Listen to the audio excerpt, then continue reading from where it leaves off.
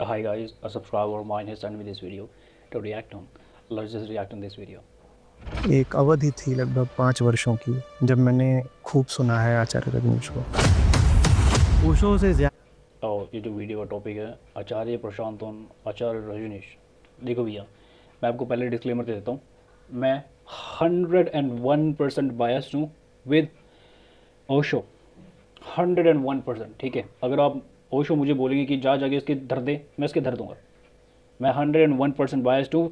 Thousands of trillions percent biased भाई मेरे ओशो की तरफ।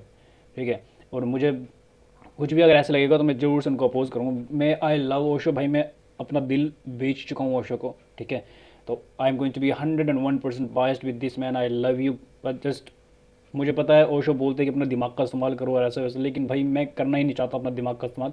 I am just biased with 101% with Osho. I love you and simple. Let's just watch this video man. ज़्यादा इस बात को कोई नहीं जानता था कि एनलाइटनमेंट जैसी बेवकूफ़ी की बात हो नहीं सकती। तो मुझे ये बताओ, ओशो ने दुनिया भर के विषयों पर बोला, तुम्हें उनकी बातों में सिर्फ सेक्स को ही चुनने में क्यों रुचि है?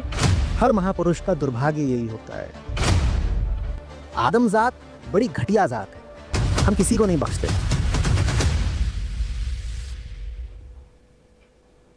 एक अवधि थी लगभग 5 वर्षों की जब मैंने खूब सुना है आचार्य रजनीश को। पढ़ा कम है, सुना ज़्यादा है। तो मेरी कार होती थी, उस कार में उनकी सीडी होती थी और 5-7 सीडीज हमेशा मौजूद होती थी। और मैं इग्निशन डालता था और वो सीडी अपने आप बजना शुरू कर देती थी, क्योंकि मेरे पास बहुत, मैं उन दिनों व्यस्त था। अद्वैत लाइफ एजुकेशन के दिन थे, ये समझिए बात होगी लगभग 2006-7 से 2010-11 के बीच की। तो बहुत उसमें बिजी रहता था, पढ़ नहीं पाता था, तो उनकी सीडी लगी होती थी।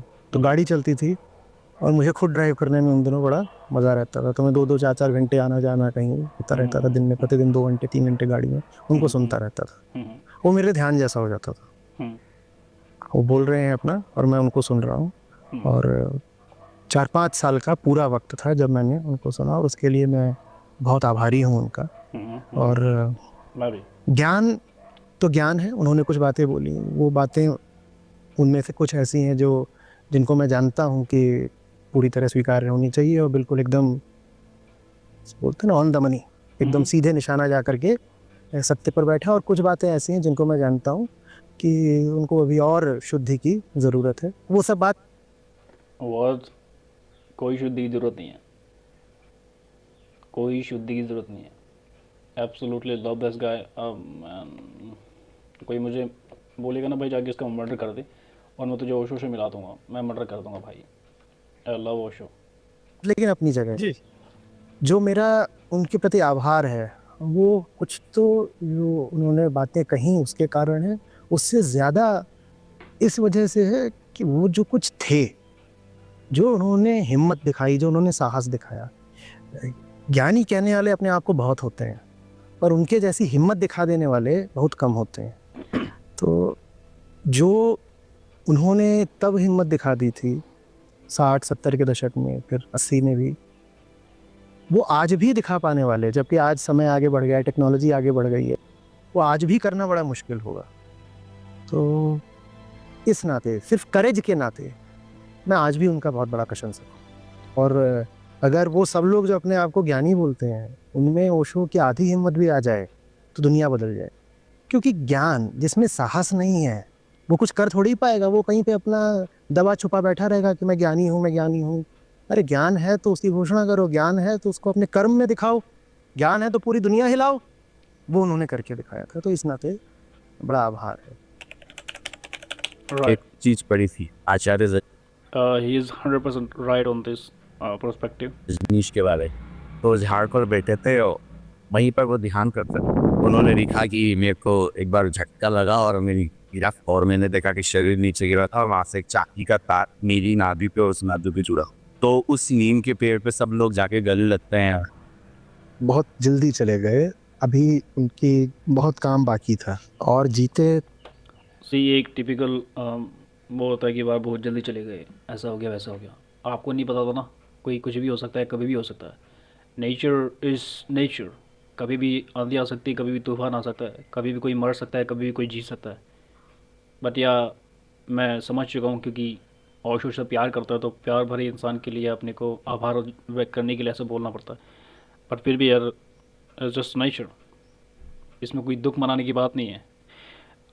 ओशो जी बोलते हैं कि अगर कोई मर जाता है तो उसको आपको सेलिब्रेट करना चाहिए, ऐसे दुख व्यक्त करके नहीं बैठना चाहिए, ऐसे मुर्दों से पृथ्वी भरी पड़ी है, समझे। तो आगे चलकर इस कहानी को पूरा करते। 58 करीब आयु थी, इतना ही जी पाए थे। कुछ बातें हैं जो जो महान इंसान होते हैं वो इतने जी पाते हैं। Bruce Lee was a very great example of that thing. 32 years तक ही जिए हूँ। माइकल जैक्सन को देख सकते हैं आप, बहुत ही कम उम्र में चले गए हों। जो रियल पीपल होते हैं वो बहुत ही एसोसिएट होते हैं अर्थ से और कनेक्टेड होते हैं, और वो जल्दी भी चले जाते हैं। पता नहीं इसके पीछे क्या फिनोमेना वर्क करता है क्या नहीं, लेकिन ऐसा ही है। लोगों की लिसनिंग खोलने के लिए बोलनी जरूरी होती है। 1960 के दशक में ये बात वो कह रहे थे। एक बड़े वृक्ष पर ऊपर बैठकर मैं ध्यान करता था रोज रात। एक दिन ध्यान में कब कितना लीन हो गया मुझे पता नहीं, और कब शरीर वृक्ष से गिर गया वो मुझे पता नहीं। आज अभी उनके 60 साल बाद आज भी मुझे बड़ी मशक्कत करनी पड़ती है आपको ये समझाने में कि जितना भी आप मायावी और दैवीय प्रपंच करके बैठे हो वो कुछ नहीं है। तो सोचिए 1960 के दशक में, वो भी मध्य भारत का वो इलाका, कोई बहुत शिक्षित नहीं, बहुत विकसित नहीं, वहां अगर वो ये सब ना बोले तो कोई सुनेगा। तब मैंने चौंक कर देखा कि ये क्या हो गया। हाँ, पहली बात तो मैं अपना डिस्क्लेमर दे देना चाहता हूँ। ओशो जी ने खुद अपने मुंह से बोला है कि भैया मैं गरीबों के लिए नहीं बनाता। गरीब मुझे सुन सकता है लेकिन वो इम्प्लीकेशन नहीं कर सकता, एप्लीकेशन नहीं डाल सकता। तो मुझे सिर्फ अमीर ही सुने और वही मेरी बातों को समझेंगे भी। तो गरीबों के लिए तो उन्होंने पहले से ही कभी कुछ कहा नहीं है, और सिर्फ उनकी अप्रोच अमीरों को लेकर रही है, जो कि एब्सोल्युटली मेरी भी अप्रोच यही रहती है। मैं भी अपनी हर एक वीडियो में बोलता हूँ भैया अगर झुग्गी झोपड़ी से देख रहे हो तो मत देखो, मैं तुम्हारे लिए वीडियो नहीं बनाता, साफ मुंह पे बोल देता हूँ मैं भी। सो आई लव ओशो और I would like to thank Osho for this, कि ये मेरे अंदर आ पाए कि ब्रूटली ऑनेस्ट होना है आपको दूसरों के साथ में। आई लव दिस गाय यार, प्लीज़ कोई मुझे मिला दो इनसे, मैं जो मर्जी आप बोलोगे मैं वो करूँगा।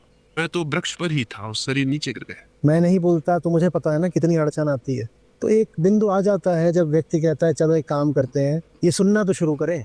न घोषित करे कोई स्वयं को एनलाइटेंड, तो आप सुनोगे क्या? मैं भी अभी बोल दूं कि तो देखो फिर क्या होता है, ये कमरा क्या, ये ग्रेटर नोएडा छोटा पड़ जाएगा। न चाहते हुए भी आखिरकार इसका हो ही गया। आप जिनकी बात कर रहे हैं आचार्य रजनीश, इन्होंने ही खुद बोला था कि ये enlightenment is the last myth, आखिरी झूठ है। Enlightenment is the last myth. सुनने वाला अगर एकदम ही It is simply like the extreme philosophy, like that is just a beginning of life. That is extreme philosophy. I am not able to understand this. Very few percentage of people are on earth, that very few that they can understand this phenomena, and in very few interest एकदम से भी समझ नहीं पाएंगे इसको कोई, क्योंकि इन्होंने जो बोला एनलाइटमेंट इज़ द ग्रेटेस्ट, जो भी लाई या फिर फूल या फिर not real, something like that. And जो फिलोसफी मैंने एक बार पढ़ी थी, that is just a beginning of the life, right. उसको very few people gonna understand this phenomena. This is not for the regular people और फॉर द मेजॉरिटी पीपल और for the brain wash और slave people. रूढ़ियों में परंपराओं में जकड़ा हो तो उसको बोलना पड़ता है। वो जल्दी चले गए, थोड़ा और जिए होते तो फिर खुद ही कहते कि चुटकुले की तरह ही सुन। ये खुद का पर्सोना क्रिएट कर रहे हैं यहाँ पे, जिसका कोई मतलब नहीं बनता। ओशो से ज़्यादा इस बात को कोई नहीं जानता था कि एनलाइटनमेंट जैसी बेवकूफ़ी की बात हो नहीं सकती, लेकिन उन्हें भी दावा करना पड़ा कि मैं एनलाइटेंड हूँ। यही नहीं कि मैं एनलाइटेंड हूँ, उन्हें वो दिन भी बताना पड़ा कि इस दिन हुआ था और इस जगह हुआ था। जो नहीं है वो भी है और उसको इज्जत देनी पड़ती है। जब इस बात को समझोगे ना तो दुनिया में बहुत सारी बातें खुलेंगी कि क्यों। पहली बात तो यह है मेरे भाई, अगर आप ओशो की बात को ओशो से ही सुनते हो तो ज़्यादा मैटर करती है आपके लिए। अगर ओशो की ही बात अगर मुझसे भी सुनोगे आप और मैं वर्ड टू वर्ड आपके सामने वही प्रेजेंट कर दूँ, तब भी आपको कोई मज़ा नहीं आएगा, क्योंकि एनर्जी मैच नहीं करती है, right. Osho is just Osho man, he is love, pure soul, pure blood of mind, pure love. तो मैं इनसे सुनूंगा तो इन्हीं के साथ मैं एसोसिएट कर पाऊँगा। अब यही सेम वर्ड्स अगर आचार्य प्रशांत, और इनका नाम रेगुलर वे में जो नॉर्मल नेम है इनका प्रशांत त्रिपाठी है, तो जो भी अदर पर्सन जो कि अपने आप को आचार्य प्रशांत बोल रहे हैं, लेकिन इनका एक्चुअल में नाम है प्रशांत त्रिपाठी, लेकिन एनीवे मैं इनके बारे में ज़्यादा जानता नहीं हूँ। फिर भी तो इनसे सुनने में वो मज़ा नहीं आएगा जो कि रियल लव से सुनने में मज़ा आएगा। एनीवे आगे बढ़ते हैं। तो कुछ ऐसे ऐसे हुआ, ऐसे ऐसे क्यों कहा गया, किसी व्यक्ति ने ऐसे काम क्यों करे। देखो, एक मीरा होना और बात है, वो तो अपने में मगन नाच रही है, उसका किसी को प्रवचन दे। फर्स्ट ऑफ ऑल ये एक कैरेक्टर है जो कि माथोलॉजी में पाई जाती है, रियल लाइफ में कोई एविडेंस वगैरह है नहीं इनका।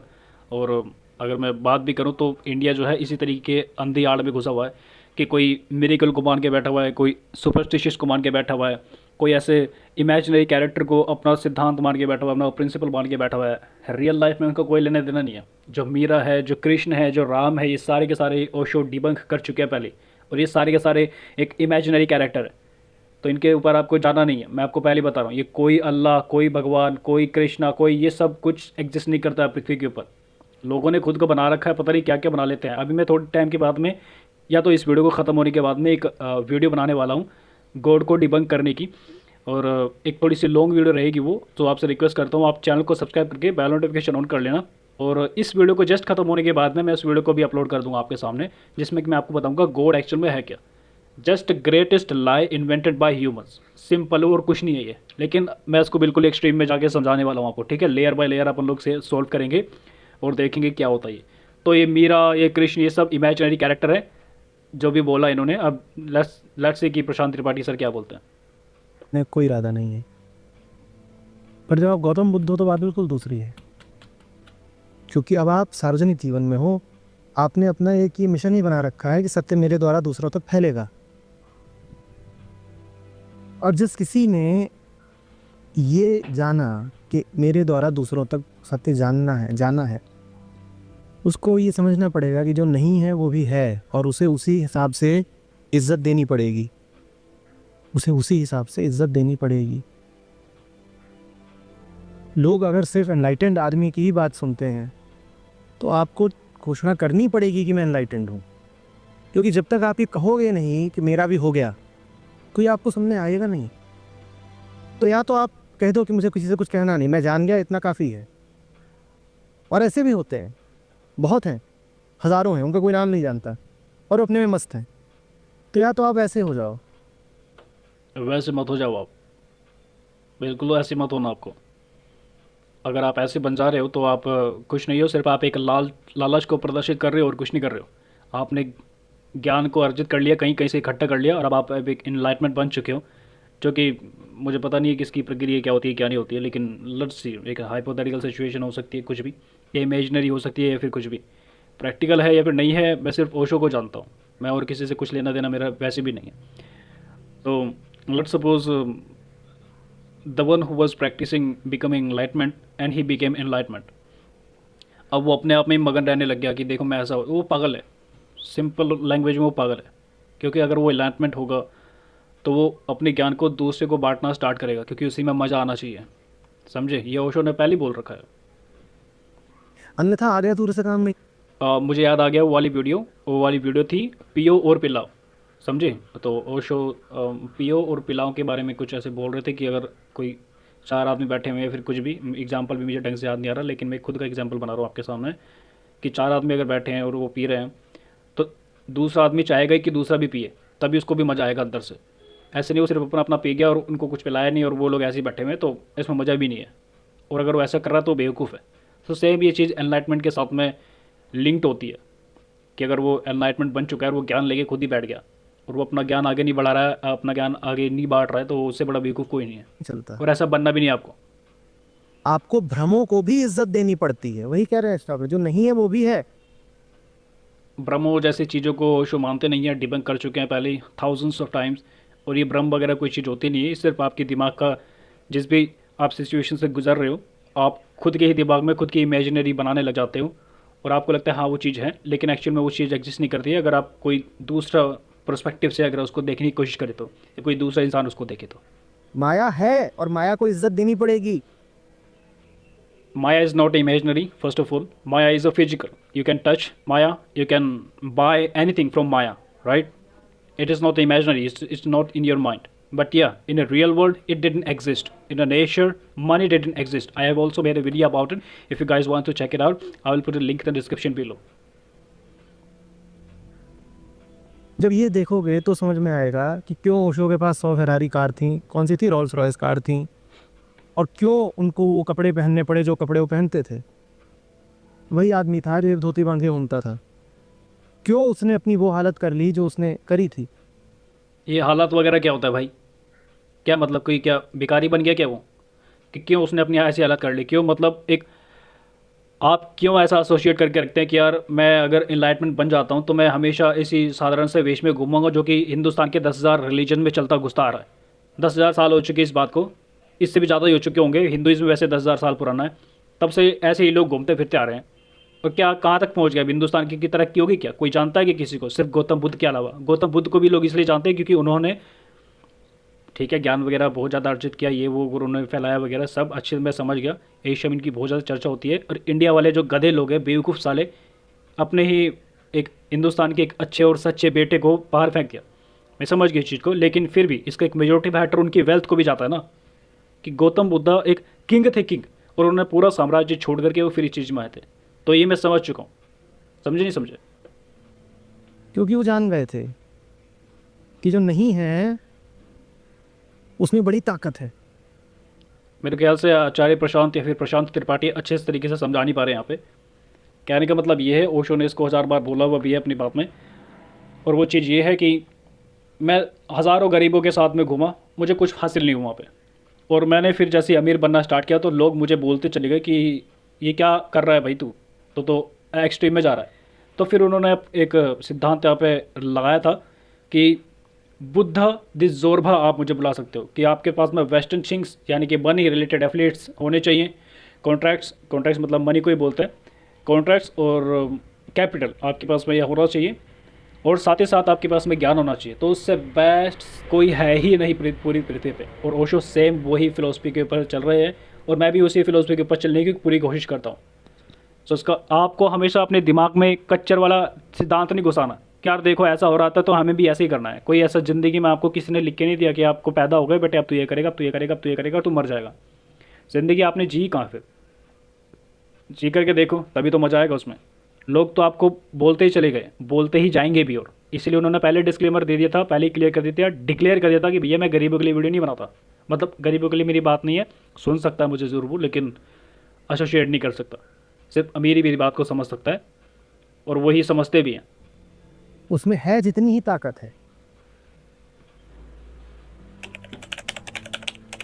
नमस्ते आचार्य जी। आचार्य जी, क्या ओशो सेक्स गुरु थे? ओहो, ये वाला जो क्वेश्चन है काफ़ी सारे लोग पूछते हैं, और पता नहीं लोगों का दिमाग कहाँ है कहाँ नहीं है। लेकिन चलो भाई देखते हैं क्या है। लोगों को एक्चुअल में जो SEX ये जो वर्ड है इसका मीनिंग एक्चुअल में नहीं पता। एक्चुअल वे समझते हैं बस this is happen, something happen and someone born in the life and this is sex. The guys think with their own persona, with their own interpretation in their mindset. They think like this is that, this is something, this is happening, this is sex. But it's not actual sex. सारे ऐसे ही कर रहे हैं, सारी species, सारी प्रजाति और सारी तुम्हारी ओशन लाइफ से लेकर के और फील्ड लाइफ तक सब ऐसे में ही हैं। तो मुझे ये बताओ, ओशो ने दुनिया भर के विषयों पर बोला, तुम्हें उनकी बातों में सिर्फ सेक्स को ही चुनने में क्यों रुचि है? क्यों नहीं रुचि होगी भाई? क्यों नहीं रुचि होगी? It's human instinct, it's a basic human instinct. पहले ही अपन को जो है आते ही यहाँ पे काम की इच्छा होती है, समझे। और ओशो ने इस चीज़ को बताया हुआ भी था कि देवताओं के भी मन में जब यह पृथ्वी पे आए हुए होंगे, वो कुछ भी वैसे इमेजनरी कैरेक्टर, मैं इन सब चीज़ों पर बिलीव नहीं करता हूँ, लेकिन फिर भी जैसा ओशो ने बोला मैं आपको वैसा बता रहा हूँ कि जैसे देवता भी यहाँ पर आए होंगे तो उनके भी माइंड में सबसे पहले काम की ही इच्छा हुई थी। क्योंकि पृथ्वी के अंदर एक ऐसा सिद्धांत है कि आपको you have to have sex with your partner, and that's how you can make your family, that's how you can grow your family. और जितनी बड़ी आपकी ज़्यादा फैमिली होगी आप उतना बेस्ट हो सकते हैं, समझे। और हर एक स्पीसीज़ में आप इसको देख सकते हैं। It's just it's a basic need of a human. तो इसमें कुछ ऐसा नहीं है कि ये बहुत गलत है और इसको बहुत टैबू बना रखा है इंडिया वाले। तो साले ऐसे ही बेवकूफ़ हैं, गधे हैं साले इंडिया के लोग। जो झुग्गी झोपड़ी में रहते हैं वे सबसे बड़े बेवकूफ़ हैं, जो गरीब है वे सबसे बड़े बेवकूफ़ हैं हिंदुस्तान के। जिनके अंदर अकल नहीं है, जो पढ़े लिखे भी है सॉर्ट ऑफ, और वे रिलीजन में बिलीव करते हैं, उनसे बड़ा बेवकूफ़ कोई है ही नहीं पूरे हिंदुस्तान में। अष्टावक्र संहिता पर खड़ा कर दिया है और गीता पर वांग्मय।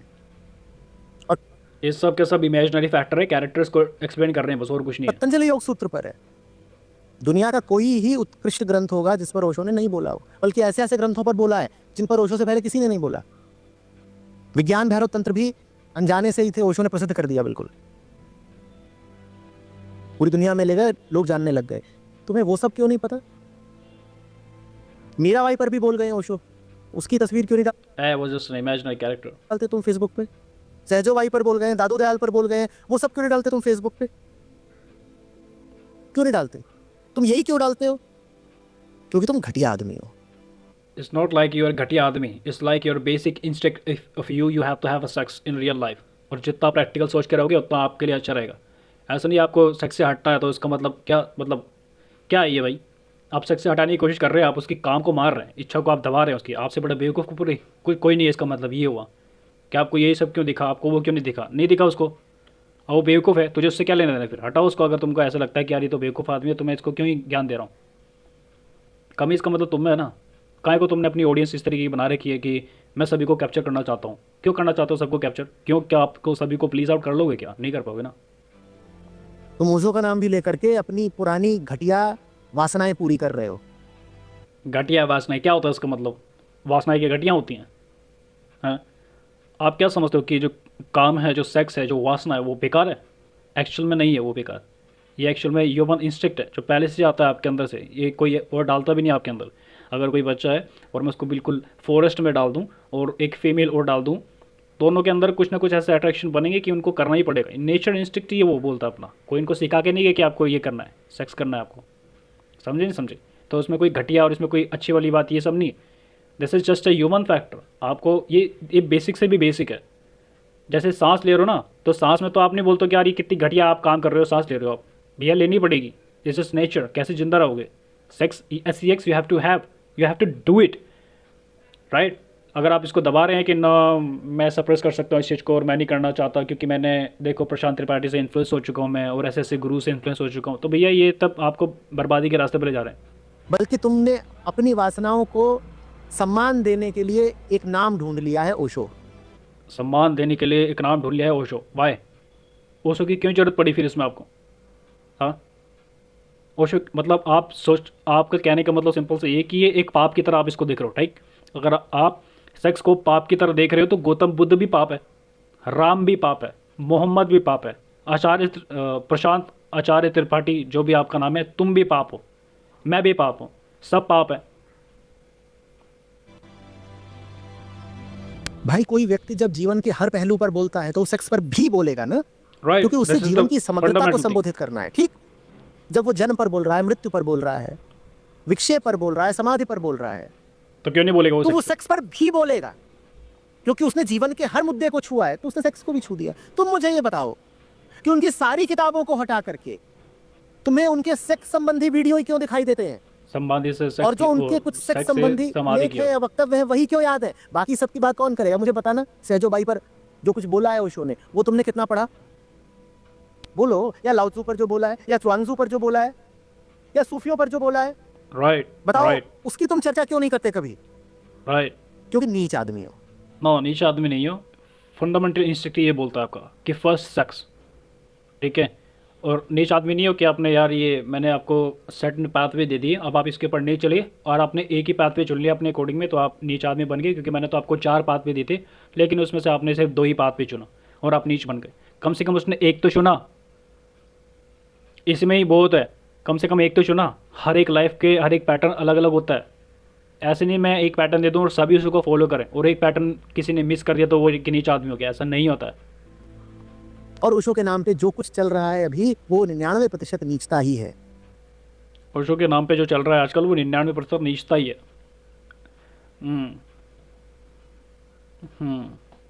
मैं इसको जो समझ पा रहा हूँ, लोग इनका इस्तेमाल कर रहे हैं पैसे कमाने के लिए, जो कि एक काइंड ऑफ वे में भी शायद गलत है, लेकिन मोरालिटी पर्पज से वो गलत है। लेकिन वो अपनी नीड को पूरी कर रहे हैं इनका नाम इस्तेमाल करके।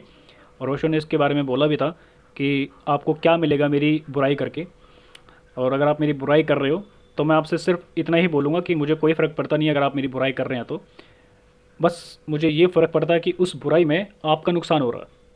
तो आप अपना फ़ायदा सोचो, ठीक है। ओशो ने बोला हुआ ये कि आप अपना फ़ायदा सोचो, अगर आप मेरी ही बुराई कर रहे हो तो आपका क्या बेनिफिट हुआ उसमें, समझे। तो काइंड ऑफ अगर आप फिलोसफी से चलें तो शायद सही हो सकता है ये, लेकिन मोरालिटी पर्पज से बिल्कुल रॉन्ग है। आगे बढ़ते हैं। हर महापुरुष का दुर्भाग्य यही होता है, वो चला जाता है, उसके पीछे उसकी बातें कैसे। और ये सारे के सारे जो बातें फैलाने वाले हैं, अगर मोरालिटी पर्पस पे मैं लेके चल रहा हूँ, तो ये सारे के सारे गरीब और आंडू पांडू जो लोग हैं ना, ये जो घूमते फिरते लल्लो चप्पू जो लोग हैं, ये लोग करते हैं। मैंने कभी नहीं सुना किसी भी अमीर लोगों से या उन लोगों से जो कि ओशो के साथ में पहले अपना जीवन बिता चुके हैं या फिर उनके साथ में एक दिन बिता चुके हैं, व्यतीत कर चुके हैं, उनको देख चुके हैं, उनको छू चुके हैं, एक्चुअल में उनके जो प्रेजेंस है उसको एक्सपीरियंस कर चुके हैं, उनके मुंह से मैंने कभी नहीं सुना। और जो कि ओशो उन्हीं के साथ में एसोसिएट होके रहना भी चाह रहे थे, मैंने उनके मुंह से कभी नहीं सुना इस तरह की घटिया बातें। ये सारी बातें मैं उन्हीं लोगों से सुनता हूँ जो कि उनसे ना मिल पाए, सिर्फ उनको सुना, सिर्फ उनकी मंग दड़ंग कहानी सुन ली, 4-5 इंटरनेट से क्लिप्स अपलोड होती हैं तो उसको काट काट के दिखाया जाता है और वो कहीं से एसोसिएट हो गए और उन्होंने खुद का अपना पर्सोना क्रिएट कर लिया कि ओशो तो ऐसे हैं। तो ये सारे के सारे गरीब लोग हैं, इनसे तो कुछ फ़र्क पड़ता ही नहीं है ओशो को, कोई फ़र्क नहीं पड़ता इनको, समझे नहीं समझे। तो काहे को फिर आप वीडियो बना रहे हो उनके ऊपर कि यार ये ऐसे लोगों ने कर दिया वैसे लोग, तो वही करने दो, वो बेवकूफ़ लोग हैं, उनका नेचर ही जब बेवकूफ़ी वाला है तो बेवकूफ़ी काम करेंगे ना। एक ऐसे लोगों के हाथों में पड़ जाती हैं। ओशो ने कभी नहीं बोला कि मैं गरीबों के लिए हूँ या फिर कुछ, उन्होंने पहले ही बोल रखा है मैं अमीरों के लिए हूँ, मुझे अमीर ही सुन सकता है, वही मुझे समझ सकता है, गरीब मुझे सुन सकता है लेकिन वो मुझे समझ नहीं सकता। जब तक वो जिंदा था तब तक तो फिर भी ठीक था, कम से कम बेवकूफ़ी के विरुद्ध कुछ बोल सकता था। एक बार वो चला गया फिर तो मौजा ही मौजा। आई लव ओशो यार, इनका स्माइल देख रही हो आप द बेस्ट है ना वाह, I love this guy man, I very good. उसका नाम लेकर के जो मक्कारी करनी हो, जो अय्याशी करनी हो, जो बदतमीजियां करनी हो, सब कर सकते हो। गरीब लोग ओनली, अमीर लोग नहीं। ओशो एक उदाहरण है, उसके अलावा भी हजारों लोगों के साथ यही हुआ है। और वे सारे के सारे टीयर 2 सिटीज़ और टीयर 3 सिटीज़ और रूरल एरिया से बिलोंग करता है, दिमाग में रखने वाली बात ये। और अगर कोई ऐसा है तो या तो वो 101% उनसे जल रहा है, उनसे जेलस हो रहा है अच्छी तरीके से, और या तो वे ऐसे हैं कि बन गए हैं सॉर्ट ऑफ अमीर लेकिन दिमाग में रिलीजियस पर्सपेक्टिव लेके बैठे हुए हैं। ऐसे लोग बड़े ख़तरनाक होते हैं क्योंकि वे ना इधर के ना उधर के, धोबी का कुर्ता है, घर का ना घाट का, बस चाटने के काम आएगा। आदमजात बड़ी घटिया जात है, हम किसी को नहीं बख्शते। गुरु वगैरह तो चलो फिर भी छोटी चीज़ हुए, हम अवतारों पैगंबरों को नहीं बख्शते, हम उनको भी अपनी कठपुतली बना लेते हैं। हम कहते हैं वो भी वही बोलेंगे जो मैं चाहता हूँ। कौन लोग बोलेंगे? सुपरस्टिशियस लोग, tier 2 cities, tier 3 cities, rural area, या ऐसे लोग जो कि सॉर्ट ऑफ अमीर हैं लेकिन रिलीजियस पर्सपेक्टिव दिमाग में घुसाए रखे हुए हैं। इन्हीं 4-5 लोगों की कैटेगरी है, इसके अलावा कोई नहीं बोलता है। दुनिया का जो सबसे छिछोरा आदमी भी होगा, बिल्कुल नाकाबिल, वो भी एक हुनर जानता है, क्या? जहाँ सफाई देखो वहाँ गंदा कर दो। ये In India only, not in America. You do it and you go to the jail directly. In India only, not in Japan. You do it, you go to the jail directly. In India only, not in Germany. You do it, you go to the jail only directly. Simple. हुनर सब में होता है। कुछ कर नहीं सकते तो जहाँ कुछ हो रहा हो वहाँ मूत दो, माहिर है हम इसमें। जब तक राह बताने वाला जिंदा है सीधे सीधे उसके सामने बैठ लीजिए, जब वो नहीं है तब उसकी लिखी बात उपलब्ध हो, साहित्य हो या रिकॉर्डिंग हो, वो देख लीजिए। ये बाकी सब अंडू पंडू के चक्कर में मत पड़िएगा। गरीबों के चक्कर में मत पड़ना, ठीक। टीयर 1 सिटीज से आपको बिलोंग करना है तो अच्छी बात है, लेकिन उन्हीं लोगों से जो कि रिलीजन में नहीं मानते हैं, पहली कंडीशन, जो कि खुद सेल्फ डिपेंडेंट हैं। दूसरी चीज़, जो कि दिमाग उनका ठीक है, एक्चुअल में वे लोग रियल ट्रुथ को जानते हैं। सिर्फ अगर वे टीयर 1 सिटी से बिलोंग कर रहे हैं और रिलीजियस पर्सपेक्टिव दिमाग में घुसा कर रखे हुए हैं तो ऐसे लोग बड़े ख़तरनाक हैं। ऐसे लोगों से आपको नहीं बनानी है, भले ही कितने भी अमीर क्यों ना हो, भले ही मुकेश अंबानी भी क्यों ना हो, लेकिन वो भी अल्लाह अल्लाह खाता फिरता है ना इधर उधर, एब्सोल्युटली नहीं करना है। वो अपने फ़ायदे के लिए कर रहा है, ठीक है, सिर्फ अपने फ़ायदे के लिए, उसमें तुम्हारा कुछ जा रहा है, लेकिन तुम्हारा टाइम भी जा रहा है और तुम्हारा पैसा भी जा रहा है, तुम्हारा मनी भी जा रहा है, तुम्हारा सब जा रहा है, समझे। तो thank you guys, that was the video. Please do subscribe my channel and please turn on the notification bell icon. मैं एक वीडियो बनाऊंगा गोड को डिबंक करने का। मिलते हैं आपसे नेक्स्ट वीडियो में।